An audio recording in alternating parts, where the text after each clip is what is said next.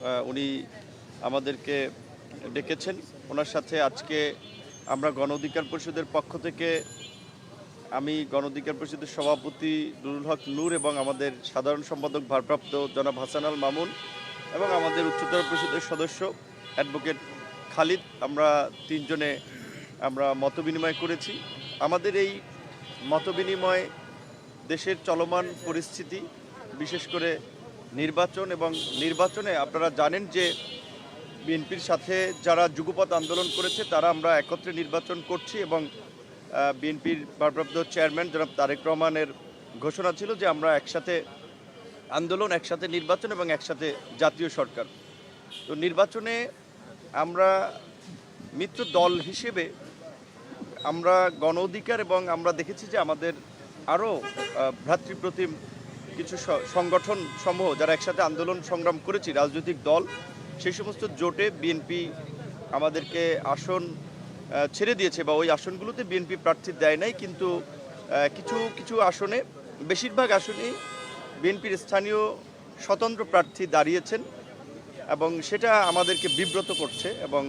এইটা আমাদের নির্বাচনে মাঠে একটা চ্যালেঞ্জও, সেটা আমরা যারা ভারপ্রাপ্ত চেয়ারম্যান জনাব তারেক রহমানকে জানিয়েছি এবং বহিষ্কার না করে তাদেরকে আলাপ আলোচনা সমঝোতার মাধ্যমে যদি প্রত্যাহার করানো যায় আমরা আমাদের সেই অভিব্যক্তি ব্যক্ত করেছি। কারণ যারা দাঁড়িয়েছেন তারা হয়তো দলের ডেডিকেশন আছে, মনোনয়ন প্রত্যাশী ছিলেন, তাদেরও একটা আবেগ আছে, সেটাকে আমরা সম্মান করি, কিন্তু আমাদের দিকটাও দেখতে হবে যে আমরাও একটা প্রতিকূল সময়ে রাজনীতি করে আমাদের একটা অবস্থান সারা বাংলাদেশে ছোটোখাটো হলেও তৈরি হয়েছে। তো দেশ জাতির বৃহত্তর স্বার্থে কিন্তু আমরা মাত্র বলা চলে অল্প কিছু আসনে আমরা আসন সমঝোতা করেছি। সেখানে যদি আবার বিএনপির প্রার্থী থাকে, এটা বিএনপির জন্য কিন্তু একটা ইমেজ সংকটের কারণ হয়ে দাঁড়ায় যে দলের শৃঙ্খলা বা নেতারা দলের কথা শুনছেন না। তো চেয়ারম্যান সাহেব আমাদেরকে আশ্বস্ত করেছেন যে বিশেষ করে আমাদের মিত্র সংগঠন সমূহের যেসব আসনে স্বতন্ত্র প্রার্থী আছে সেই সমস্ত প্রার্থীদেরকে ডেকে কথা বলবেন এবং তাদেরকে আমাদের সাথে কাজ করানোর নির্দেশনা দিবেন। পাশাপাশি আমরা নির্বাচনের মাঠে কী ধরনের চ্যালেঞ্জ তৈরি হতে পারে এবং নির্বাচন পরবর্তী রাজনীতিতে, কারণ হচ্ছে যে আগামীতে নির্বাচন হলেই দেশ সংকট থেকে উত্তরণ হবে সেটি ভাবার কোনো অবকাশ নাই। সেক্ষেত্রে এই যুগপৎ আন্দোলনের মধ্যে দিয়ে গড়ে ওঠা ঐক্যকে যেন উনি সুসংহত করেন, দলীয় নেতাকর্মী দলের বাইরেও যেন সমাজের বিভিন্ন শ্রেণী পেশার মানুষের কথা শোনেন, তাদেরকে নিয়েও মাঝে মাঝে বসেন। আমাদের পক্ষ থেকে এই প্রস্তাবটিও আমরা দিয়েছি, কারণ এটা ঠিক যে এই মুহূর্তে বাংলাদেশের বাস্তবতায় বিএনপি ব্যতীত অন্য কোনো দলের হাতে রাষ্ট্র ক্ষমতা দিলে তারা দেশ পরিচালনা করতে পারবে না, বাংলাদেশের অভ্যন্তরীণ চ্যালেঞ্জ এবং জিও পলিটিক্সের জায়গা থেকে। সো দেশের স্বার্থেই কিন্তু এই মুহূর্তে আমাদেরকে বিএনপিকে সহযোগিতা করতে হবে, যেই কারণেই কিন্তু দলীয় স্বার্থের চেয়েও আমরা জাতীয় স্বার্থে বিএনপির সাথে আছি এবং বিএনপি যতদিন আমাদের এই মিত্র রাজনৈতিক দলসমূহ থেকে শুরু করে দেশের মানুষের কথা চিন্তা ভাবনা করে রাজনীতি করবেন, আমাদেরকে মূল্যায়ন করবেন, ডাকবেন, আমরা ততদিন তাদেরকে সহযোগিতা করতে চাই। কারণ এই বাংলাদেশের গত 5 দশকে আমরা দেখেছি যে বাংলাদেশের যেই জায়গাটিতে যাওয়ার কথা ছিল দুর্নীতি দুঃশাসনের কারণে সেই জায়গাটি যেতে পারে নাই। তো আমি মনে করি যে জনাব তারেক রহমানের একটা ঐতিহাসিক সুযোগ এসেছে, তার বাবার মতো, তার মায়ের মতো, তার বাবা যেমনিভাবে বাংলাদেশের একটা উত্তাল সময়ে পাল্টা কু সেই সময় যেমন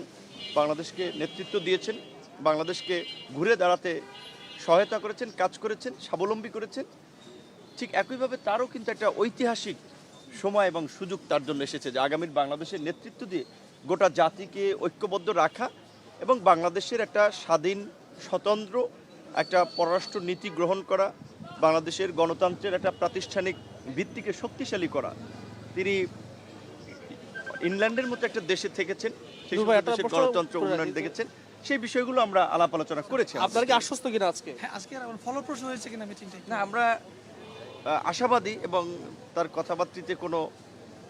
আন্তরিকতার ঘাটতি নাই, তার প্রচেষ্টারও কোনো ঘাটতি নেই। এটা আমরা আন্দোলন সংগ্রাম থেকেও যখন আলাপ আলোচনা করেছি আমরা দেখেছি এবং তিনি পরিষ্কারভাবেই বলেছেন একটা খুবই হেভি স্ক্যাজুলের মধ্যে, মিটিংয়ের মধ্যে প্রতিনিয়ত আছেন এবং তার দল কত সিরিয়াস সেটা তো দেখেছেন যে, বা আমাদেরকেও জানিয়েছেন, আমরা এটা উপলব্ধি করেছি যে ম্যাডামের মৃত্যুর দিনেই কার্যত আপনার হেভিওয়েট নেতাদেরকে কিন্তু বহিষ্কার করেছেন। তো তো এরপরেও আরও যে যেই জনের পদক্ষেপ নেওয়া দরকার তারা সেটা বিশেষ করে মিত্রদেরকে জেতানোর জন্য বা মিত্রদেরকে সহযোগিতা করার জন্য তারা নেবেন, এটা চেয়ারম্যান সাহেব, মহাসচিব সবাই আশ্বস্ত করেছেন এবং আমরা আশাবাদী। আপনি তো বলেছেন যে বহিষ্কারই আসলে কোনো সমাধান না, আপনি কোনো পরামর্শ দিয়েছেন কিনা? না, আমাদের যেহেতু আপনি জায়গা মাঠে কাজ করছেন না, আমাদের জায়গা থেকে আমরা বলেছি, দেখেন বড় দল কিংবা আমাদের মতো ছোট দলেও আমরা এই মনোনয়ন বা প্রার্থীতা হ্যান্ডেল করতে গিয়ে দেখেছি একাধিক আসনে 2-3 জন আগ্রহ পোষণ করছে, কাজে বড় দলে তো এই চাপটা থাকবে এবং 17 বছর তারা নির্বাচনে ভোটে অংশ নিতে পারে নাই, কিন্তু বহিষ্কার করলে তো অনেক আরো ডেসপারেট হয়ে যাবে বা বহিষ্কার করলে তো দলের নিয়ন্ত্রণের বাইরে চলে যায়। সেই জায়গা থেকে আমরা আমাদের জায়গাতে পরামর্শ দিয়েছি যে বহিষ্কার না করে বরঞ্চ বা যাদেরকে করাও হয়েছে তাদেরকে ডেকে যদি কথা বলে সেটা পার্টির জন্য ভালো এবং মিত্র সংগঠন হিসেবে আমাদের জন্য ভালো। আমরাও স্থানীয় পর্যায়ে যারা আছেন তাদেরকে নিয়েই কাজ করতে চাই। Thank you